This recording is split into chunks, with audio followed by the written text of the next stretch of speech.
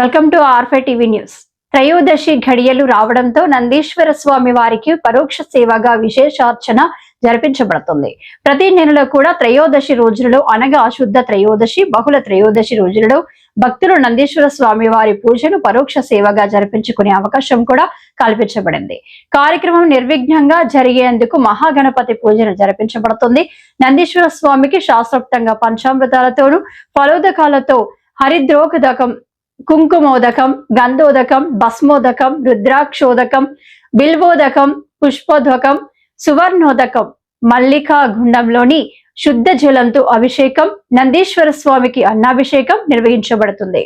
వృషభ సూక్తం మొదలైన వేద మంత్రాలతో శాస్త్రోక్తంగా ఈ విశేష అభిషేకాన్ని చేయడం జరుగుతుంది. తర్వాత నందీశ్వర స్వామి వారికి నూతన వస్త్ర సమర్పణ, విశేష పుష్పార్చనలను చేస్తారు.